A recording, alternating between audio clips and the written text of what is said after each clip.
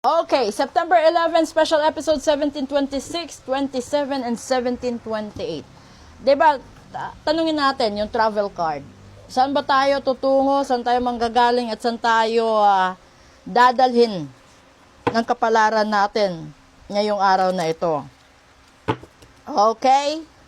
Sa mga baguhan dyan, please do follow, like, and share ng mga kahit Susan sa videos ko. And then, if you want to book a full private reading, let me know. Sa gusto magpagawa ng ritual, cleansing, sa health, sa money, sa trabaho, sa board exam, sa visa, kung ano-ano pa. Sa gayuma, sa kulam, sa barang, let me know. Okay? Ito. Tingnan nyo ha. Kukuha tayo ng 3 baraha dito. First card, magiging wais ka daw. Diyos ko. Ito pa naman, ang dami nating katangahan sa buhay. Pangalawa, ay magsimula ka na daw ngayon, huwag ka nang magsayang ng pagkakataon. Pangatlo, sabayan mo ang mga tao. O ganito na 'yon, no? Sinasabi magiging wais ka, no? Magiging wais ka sa pagpili ng mga desisyon mo sa buhay. Ngayon ko sinasabi ni Universe na magbago ka ng pamamalakad, magbago ka ng ruta sa buhay mo, gawin mo na at simulan mo na ngayon. No? Kasi, yung mga kasabayan mo, kaidaran mo, no? Umunlad na, andun na, nakamtan na nila, dumating na sila sa rurok ng tagumpay, masaya na sila, ikaw hindi ka pa nag-uumpisa. Anong edad mo na ba ngayon, di ba? Kasi, yung iba kasi, malakas ang loob Malakas ang loob nila na sumubok ng panibagong ideya, panibagong adventure sa buhay nila. So, sinubukan nila, gumawa sila. Ikaw, kailangan mo gumawa ng major decision ngayon para marating mo din yung mga tagumpay na narating ng mga kasamahan mo or mga kaidaran mo, kababata mo, di ba? Kasi, kalimitan, kung nag-aaral tayo sa elementarya, excited tayo, nasa susunod na pasukan, kasama pa rin natin yung mga kaklase natin noon, hanggang sa dumating sa punto na grade 6 mag-graduate na. Ito yung panahon na magkakahiwalay yung iba kasi iba-ibang paaralan sa high school. Tapos yung iba, hindi makaproceed sa high school kasi wala nang pangsustento ang magulang. Yung iba, hindi rin makapagtapos sa high school dahil nagbubulakbol, di ba? Nagka-cutting classes, may bisyo. Yung pinakamasarap at masaklap pa, pagdating ng college. Kasi hindi lahat makapag-college agad-agad. Yung iba, magtatrabaho muna, mag-iipon, bago makapag-college. Yung iba, hindi na makapag-college dahil maagang nag-asawa. Yung iba, hindi na makapagtapos ng high school dahil maagang nag-asawa.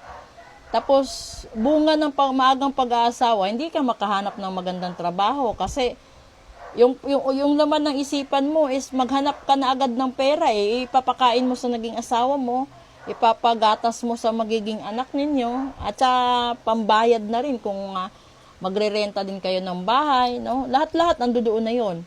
So, pero kung ikaw yung tipo ng tao na kahit marami kang dinadanas na problema or kabiguan sa buhay, hindi ka nauubusan ng pag-asa na darating yung panahon, no? Kahit hindi ka man nakapagtapos ng pag-aaral, darating ang panahon, posibleng mapantayan or malamangan mo pa sila sa mga success mo sa buhay. Basta wag kang bumitaw, wag kang sumuko. Kahit ilang beses ka man sigurong punitin ng pagkakataon, saktan ng pagkakataon, no? Masugatan dahil sa panahon, masugatan or mahirapan dahil sa mga problema na nakakasalubong mo sa bawat chapter ng buhay mo. Siguro yung pinakamaganda doon is tanggapin mo na lang, no? Kasi hindi madaling mag-recover. Totoo 'yun. Kasi kung may sugat ka, kahit nga sa balat natin, 'di ba? Kung magkaroon tayo ng malalim na sugat, minsan hindi ito agad-agad naghihilom ng ilang araw. Minsan linggo, buwan, lalong-lalo na kapag bone fracture, di ba? It takes a lot of months or years bago maghilom ang sugat noon, at minsan aabutin ng ilang taon yung scar ng sugat mo ando doon pa rin. ganun din sa buhay ng tao. Hindi lang sa larangan ng pag-ibig, kundi siyempre kabiguan sa hindi pagtatapos ng pag-aaral, kabiguan na hindi mo kayang buhayin ang pamilya mo, kabiguan na hindi mo natupad yung pangarap ng magulang mo, kabiguan na hindi mo nagawa ang lahat ng dapat mong gawin sa tamang panahon.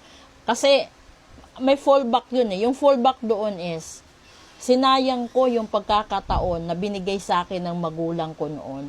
Sinayang ko yung pagkakataon na binigay ng Diyos na maganda pa ang takbo ng buhay. Hindi ko pinahalagahan, hindi ko iningatan, hindi ko pinagyaman. So, in short, nasa huli lagi ang pagsisisi. Pero alam nyo, hindi ka makakaramdam ng pagsisisi sa buhay mo kung kaya mong yakapin yung pagbabago. Yung pagbabago na yun is, kahit gaano kahirap, kasakit, kasaklap, kapag yun talaga nalagpasan mo at natutunan mo na balikan ng sarili mo, no? Kung wala ka mang silbi sa mata ng ibang tao, ikaw na lang mismo magbigay ng pahalaga sa sarili mo. Di bali na mawala sila sa buhay mo, basta ikaw, kaya mo, di ba? Nakatayo ka, kumakain ka, lahat-lahat nagagawa mo sa buhay, no? Na walang mga taong nakikialam. Walang tao na nagkakaroon ng rights para pigilan ka o kutsain ka or whatever. Ito kasi, yung pagiging wise leader is hindi lang sa isang grupo. Yung pagiging wise leader mo sa sarili mo. Dahil minsan, o lalo na sa mga Pinoy, masyado tayong matulungin na nagiging dahilan para abusuhin tayo ng lahat-lahat. No? Pero pagdating sa punto, kahit gaano kakabait, lahat ng mababait nagiging demonyo dahil din sa kanila. So, hindi na po pwede. Diba, sasabihin mo na sa sarili mo, ginawa nyo na sa akin to noon. Hindi na po pwedeng ulitin nyo ngayon. Iba ako noon, iba ako ngayon. Dati, sasabihin mo sa sarili mo, kakayanin nyo kinakaya nyo lang ako Diba? Ngayon, hindi na. Dahil, kaya mo nang tumayo sa sarili mong paa, kaya mo mabuhay sa sarili mong paa, so wala kang takot. Yun yung punto na, kapag nakaramdam ka na malakas ka, matapang ka, at hindi ka na natatakot mag-isa, yun yung punto sa buhay mo na ibubuhos na ng Diyos at ni universe yung blessings kasi kaya mo nang tumayo sa sariling paa kahit wala ang tao sa paligid mo. Yun yung punto na magigain mo yung wisdom mo, yun yung punto magkakaroon ka ng peace of mind, punto na makakatulog ka ng mahimbing sa gabi, gigising ka na wala kang problema. Ito yung punto na anytime, kahit anong gawin mo, pwede na, di ba? Hindi naman kailangan kasi na sobrang yaman mo para maging masaya ka. Yung kailangan mo lang is tanggapin mo ang sarili mong pagkakamali, tanggapin mo yung sarili mong kabiguan, matuto ka sa lahat-lahat ng pinagdaanan mo, yun lang yun.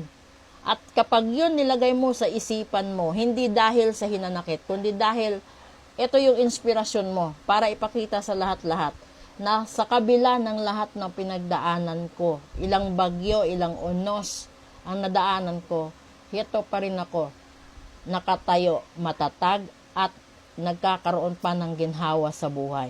Yun yung pinakapamatay sa lahat-lahat ng tao na hindi nila alam kung paano ka nabuhay, mabubuhay, at kung paano ka nag-i-enjoy sa buhay mo.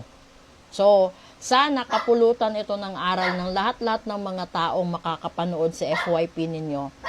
Dahil kung ikaw ay isang estudyante sa ngayon, no, na iginagapang ng magulang mo yung pag-aaral mo, iginagapang ng kapatid mo, tsohin mo, tsahin mo, amo mo, o kung sino pa mang tao na nag-i-sponsor sa pag-aaral mo, wag mong sayangin.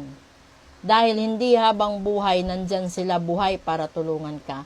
Yung iba kasi, biglaang namamatay. Kaya wala nang pag-asa, di ba?